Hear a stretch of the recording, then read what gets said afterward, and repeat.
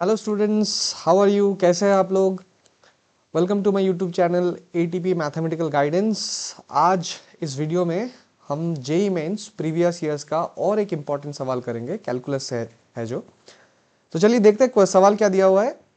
Given F of X equals to -3ax² - 2 x less than 1 and a² plus bx where x is greater than equals to 1। एक function दिया हुआ है, branch function. Simply क्या बता रहा है branch function के बारे में? The function F of X is differentiable.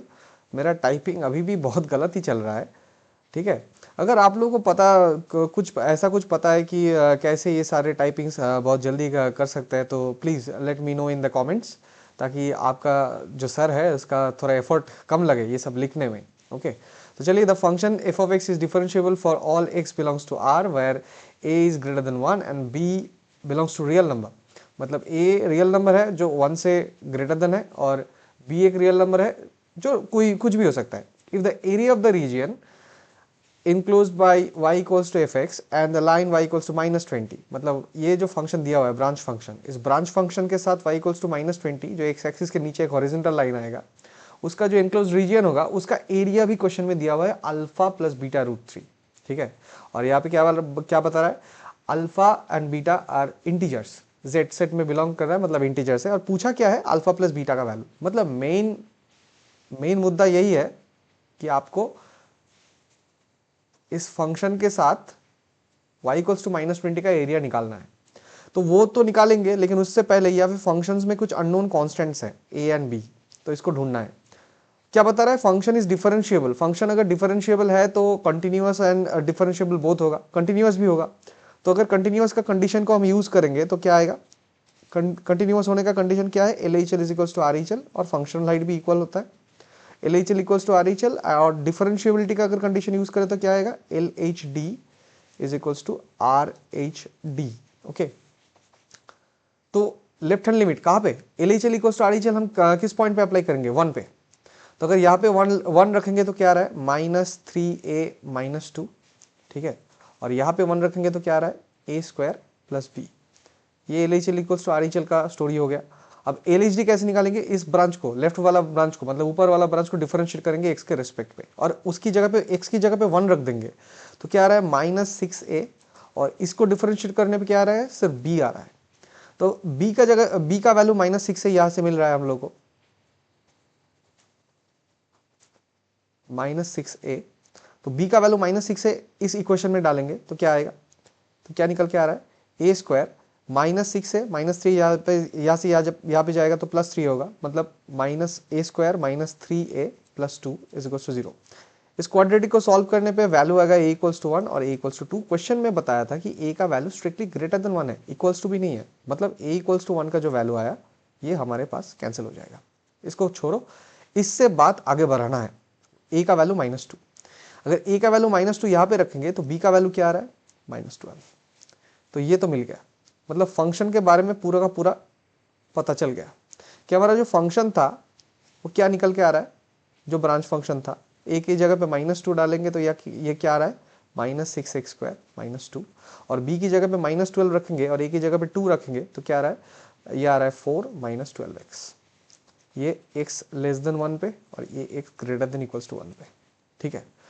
तो अब इस फंक्शन का तो डायग्राम बनाना है, तो डायग्राम बनाते हैं। चलिए, ये हमारा आ गया y एक्सिस, ये आ गया x एक्सिस, और इसके नीचे एक हॉरिजॉन्टल लाइन होगा जो हम मान लेते हैं y इक्वल्स टू -20। ये हमारा y इक्वल्स टू 0, मतलब x एक्सिस। ये हो गया हमारा y एक्सिस, जिसका इक्वेशन क्या होगा? x equals to 0। ये हमारा है ओरिजिन। ओ, अब क्या बता रहा है? -6x² था, सॉरी। तो अब ग्राफिकल ट्रांसफॉर्मेशन के जरिए थोड़ा इसका ग्राफ सोचिए कि y इक्वल्स टू x² का ग्राफ क्या होता है। y इक्वल्स टू x² का ग्राफ कुछ ऐसा होता है। y इक्वल्स टू -x² का ग्राफ क्या होगा? ये वाला जो ग्राफ है, मतलब ये x² का ग्राफ है, तो -x² का ग्राफ क्या आएगा? नीचे आएगा। -6x² का ग्राफ भी ऐसा ही कुछ होगा, थोड़ा स्ट्रेचिंग फैक्टर इधर उधर हो सकता है। और अगर -2 एक्स्ट्रा में है तो ये वाला जो नीचे वाला जो ब्रांच है वो, उसको अगर -2 हम नीचे शिफ्ट कर देंगे तो ये फाइनली बन जाएगा y इक्वल्स टू -6x² - 2 का ग्राफ। तो ट्रांसफॉर्मेशन के जरिए हमको पता चल गया कि y इक्वल्स टू -6x² तो ग्राफ क्या होने वाला है, यहाँ से -2 यूनिट डाउनवर्ड जाएंगे, उसके बाद बस एक पैराबोला बनाना है। एक पैराबोला ऐसे बनाओ और एक पैराबोला इधर से ऐसे बनाओ, बस यहाँ तक रुक जाना है। क्यों यहाँ तक रुक जाना है? क्योंकि हमारा जो ब्रांच दिया हुआ था वो ब्रांच था x इक्वल्स टू 1 के लेफ्ट साइड में, x इक्वल्स टू 1। तो हमने एक वर्टिकल लाइन ले लिया, मान लेते हैं ये x इक्वल्स टू 1 है, तो हमारा जो पैराबोला का ग्राफ है वो x इक्वल्स टू 1 पे जाके रुक जाएगा। ठीक है, उसके बाद x इक्वल्स टू 1 के राइट साइड में कौन सा ब्रांच दिया हुआ है, एक स्ट्रेट लाइन का ब्रांच दिया हुआ है। तो चलिए पहले यहाँ पे कुछ चीजें लिख लेते हैं कि ये जो पैराबोला है ये हमारा y एक्सिस को कहाँ पे इंटरसेक्ट कर रहा है। मुझे अब कलर चेंज करना पड़ेगा। y एक्सिस को कहाँ पे इंटरसेक्ट कर रहा है, ये इसका कोऑर्डिनेट क्या आ रहा है, 0, -2 है ना, 2 यूनिट नीचे चला गया। x एक्सिस को ये कहाँ पे इंटरसेक्ट कर रहा है, सॉरी x एक्सिस नहीं, ये x एक्सिस नहीं, सॉरी ये y इक्वल्स टू -20 वाला लाइन है। इस लाइन को कहाँ पे इंटरसेक्ट कर रहा है ये ढूंढने के लिए क्या करना पड़ेगा, हमें कैलकुलेशन करना पड़ेगा। -6x² -2, इसका हाइट अगर हम -20 रखते हैं तो यहाँ से क्या आ रहा है, -6x² इक्वल्स टू -18, मतलब x² का वैल्यू आ रहा है 3 और x का वैल्यू आ गया ±√3, लेकिन हम -√3 वाला लेंगे क्योंकि हमें क्लियरली पता चल रहा है ये जो पॉइंट ऑफ इंटरसेक्शन है ये x एक्सिस के लेफ्ट साइड में है। तो इसका कोऑर्डिनेट क्या आ रहा है, -√3, 0। बहुत अच्छा। अब और क्या है, और क्या बच रहा है, ये वाला पॉइंट, इसका कोऑर्डिनेट क्या आ जाएगा। इसका कोऑर्डिनेट के बारे में सोचो, इसका x कोऑर्डिनेट तो 1 होगा और y कोऑर्डिनेट क्या होगा, अगर फंक्शन में हम x की जगह पे 1 रखेंगे तो इसका वैल्यू क्या आएगा, -8। तो 1, -8। ठीक है, फंक्शन कंटिन्यूअस था, मतलब ये जो स्ट्रेट लाइन है ये तो यहाँ से स्टार्ट होगा। अब यहाँ से स्टार्ट होकर कहाँ जाके हिट करेगा, y इक्वल्स टू -20 वाला लाइन को ये वाला स्ट्रेट लाइन कहाँ जाके हिट करेगा, ये ढूंढने के लिए हमें क्या करना पड़ेगा, ये फिर से कैलकुलेशन करना पड़ेगा, छोटा कैलकुलेशन। 4 - 12x, इसका वैल्यू -20 रख दो तो कितना आ रहा है, 12x इक्वल्स टू 24, मतलब x का वैल्यू क्या आ रहा है, 2 आ रहा है।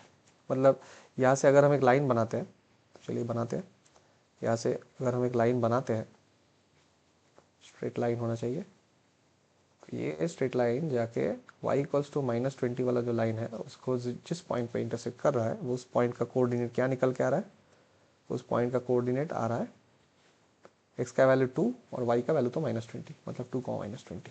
बहुत अच्छा। अब रीजन आपको क्लियरली दिख रहा है ना, ये वाला जो रीजन है इसका एरिया हमें कैलकुलेट करना है।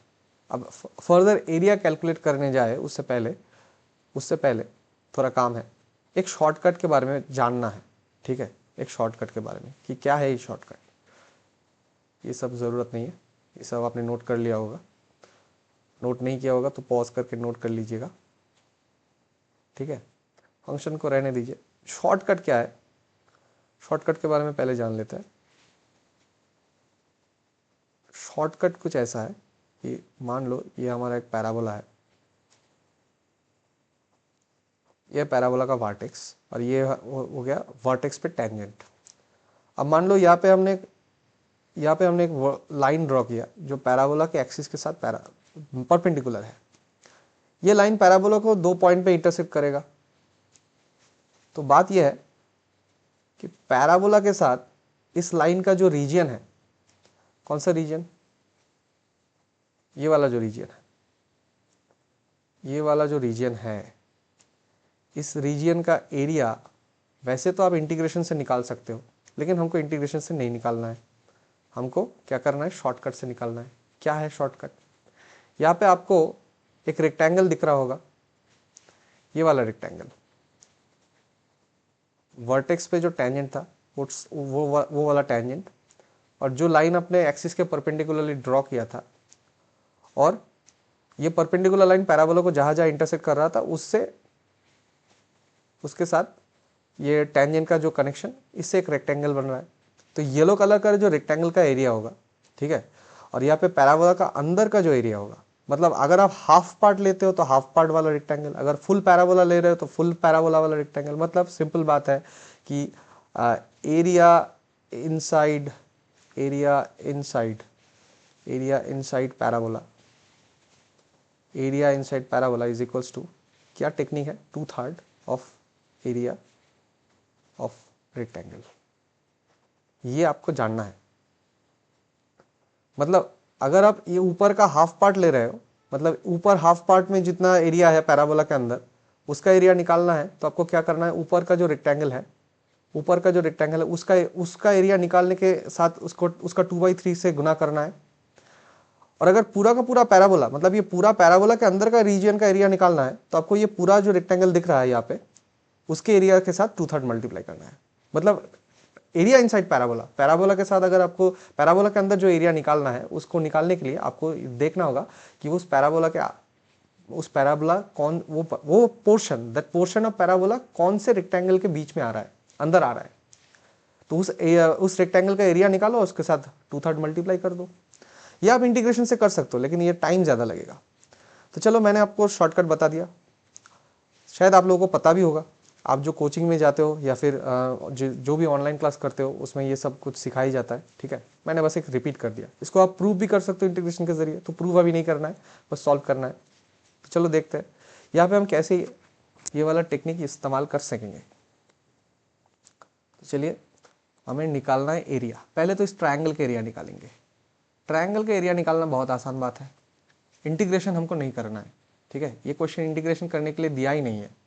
अगर इस ट्रायंगल का एरिया हमको निकालना है तो ट्रायंगल का एरिया निकालने का सिंपल टेक्निक क्या होता है, half into base into height, है ना।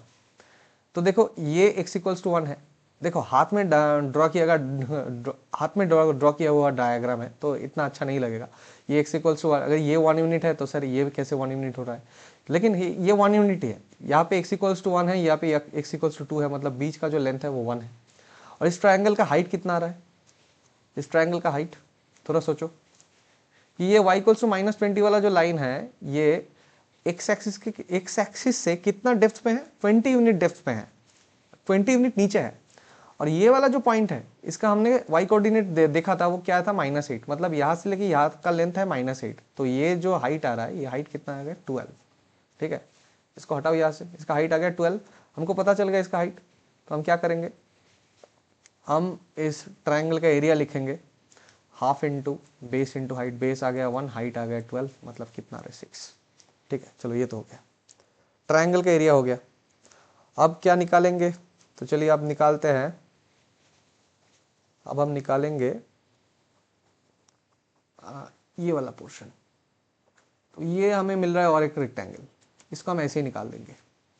इसका एरिया निकालने के लिए क्या करना पड़ेगा, ये जो हाइट है ये कितना देखे थे हम, ये हाइट था 12, और ये जो लेंथ था ये कितना था 1। तो इसका एरिया कितना होगा, 12 × 1, ये हो गया 12, ठीक है। तो ये आ गया 12, ये एक एरिया आ गया, यहाँ पे 6 एक एरिया आ गया। अब इसका निकालना है, उसके लिए हम क्या करेंगे, आप ये सब फास्ट कर सकते हो। अभी मैं आराम से समझा रहा हूँ, समझते जाओ। 2x स्पीड में देखो, कोई प्रॉब्लम नहीं, ठीक है। अगर स्लो लग रहा है तो 2x स्पीड में देखो, फास्ट लग रहा है तो स्पीड का घटा के देखो, ठीक है। तो कौन सा कलर यूज़ करें इसमें, चलो ग्रीन यूज़। तो ये वाला जो एरिया है, अब इसमें लगेगा वो शॉर्टकट कि आपको देखना ये एक रीजन है जो इनसाइड पैराबोला है। तो आपको देखना है कि पैराबोला का ये जो रीजन है ये वर्टेक्स के साथ है, ऑब्वियसली है। तो ये अगर आप वर्टेक्स के साथ एक टेंजेंट बनाओ तो क्या यहाँ पे आपको एक रेक्टेंगल मिल रहा है सर। तो इस रेक्टेंगल का एरिया कितना होगा, पहले वो समझते हैं, उसके बाद हमें पैराबोला का एरिया आसानी से मिल जाएगा। तो हम यहाँ पे 2/3 लिख के रखते हैं। अब एरिया ऑफ द रेक्टेंगल, अब देखो ये जो पॉइंट था, इस पॉइंट का डेप्थ कितना था, 8 यूनिट था। इस पॉइंट का डेप्थ कितना है, 2 यूनिट है। मतलब ये वाला जो लेंथ है ये कितना आ गया, 6 यूनिट आ गया, है ना। ये आ गया 6 यूनिट। और ये वाला जो लेंथ है वो कितना है, नीचे भी 1 था तो ऊपर भी 1 ही होगा। तो ये जो एरिया निकल के आ रहा है, ये आ रहा है 6 × 1। 6 × 1 कितना है, ये पूरा का पूरा रेक्टेंगल का एरिया है 6 × 1। और एरिया इनसाइड पैराबोला कितना आएगा, 6 × 1 के साथ अगर 2/3 मल्टीप्लाई कर दो तो हो जाएगा कितना, 4 यूनिट। तो ये आ गया हमारा नेक्स्ट रीजन का एरिया, ठीक है ना। ये आप बहुत फास्ट कर सकते हो, माइंड में भी कर सकते हो, लेकिन मैं इन जनरल बता रहा हूँ सबके बारे में कि जिन लोगों को पता नहीं होगा वो रिलेट कर पाएंगे कि कैसे टेक्निक को यूज़ किया जाता है, और जिन लोगों को पता होगा वो तो शायद अब तक आंसर निकाल चुके होंगे, ठीक है ना।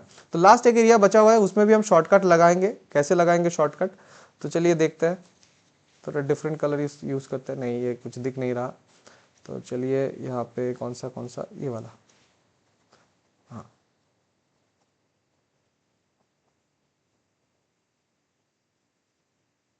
तो ये वाला जो रीजन है, इस रीजन का एरिया कैसे निकालेंगे?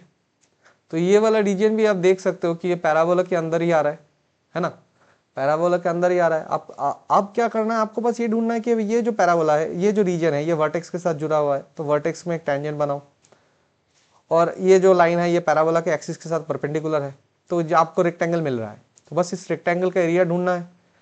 ये वाला पैराबोला के अंदर जो रीजन है वो निकालने के लिए आपको क्या करना पड़ेगा, 2/3 के साथ मल्टीप्लाई करना पड़ेगा रेक्टेंगल का एरिया। अब रेक्टेंगल का एरिया कितना होगा, इस ये रेक्टेंगल का जो इस साइड है, ये वाला साइड, ये x=0 से -√3, मतलब इसका डायमेंशन हो गया √3 यूनिट, और इसका हाइट क्या होगा, यहाँ से लेके नीचे तक 20 था, और ये वाला जो पॉइंट था वो 2 यूनिट नीचे था, मतलब ये इसका पूरा हाइट क्या आ रहा है, 18 आ रहा है। मतलब जो एरिया ऑफ द रेक्टेंगल होगा वो क्या आ रहा है, √3 × 18 आ रहा है ना। तो 3 से 18 कटेगा, यहाँ पे आ रहा है 6 × 2 कितना आ रहा है, 6 × 2 ये आ रहा है 12√3। बहुत अच्छा, सॉरी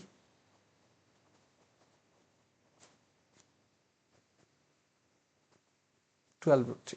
तो पूरा का पूरा जो एरिया था जिसके बारे में क्वेश्चन में पूछा था, वो था, क्वेश्चन में बताया था अल्फा प्लस बीटा √3, है ना, अल्फा प्लस बीटा √3।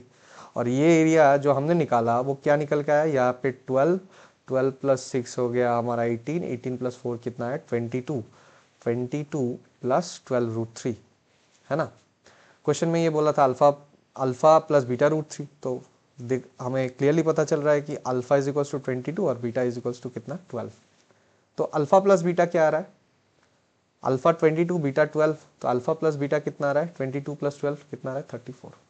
तो 34 हो गया आप लोगों का करेक्ट आंसर, ठीक है, 34 हो गया आप लोगों का करेक्ट आंसर। तो इस क्वेश्चन का सवाल तो यही तक था। तो चलिए स्टूडेंट्स, आज के लिए यही तक, मिलते हैं आप लोगों के साथ अगले और एक वीडियो में, और एक मज़ेदार मेंस का PYQ के साथ, या फिर JEE एडवांस के PYQ के साथ। तो अभी भी मैं थोड़ा स्लो पेस चल रहा हूँ, लेकिन रेगुलरिटी धीरे धीरे आ रहा है। सामने ही चल के आप लोगों को मेरे प्लेलिस्ट, मेरे आप जाइए मेरे चैनल्स में, चैनल को विज़िट कीजिए, पूरा का पूरा प्लेलिस्ट है, प्लेलिस्ट को विज़िट कीजिए, देखते रहिए, प्रैक्टिस करते रहिए। उम्मीद करता हूँ आप लोगों को हेल्प होगा। मैं अभी थोड़ा पेस पकड़ रहा हूँ, रेगुलरिटी आ रहा है धीरे धीरे। शॉर्ट्स रिकॉर्ड किए हैं बहुत सारे, शायद अगले कुछ ही दिनों में हर रोज़ 1 या 2 शॉर्ट्स करके मैं दे पाऊँगा, ठीक है। तो अभी रिकॉर्डिंग्स वगैरह चल रहा है, तो देखते हैं कितना कर सकते हैं आप लोगों के लिए। बस थोड़ा सपोर्ट कीजिए, चैनल को लाइक शेयर और सब्सक्राइब कीजिए, ठीक है, और आपके दोस्त लोगों के साथ शेयर कीजिए, ठीक है। तो चलिए आज के लिए यही तक, मिलते हैं आप लोगों के साथ अगले और एक वीडियो में। तब तक के लिए stay safe and practice well, बहुत प्रैक्टिस कीजिए, JEE 4 ना है आप लोगों को, ठीक है।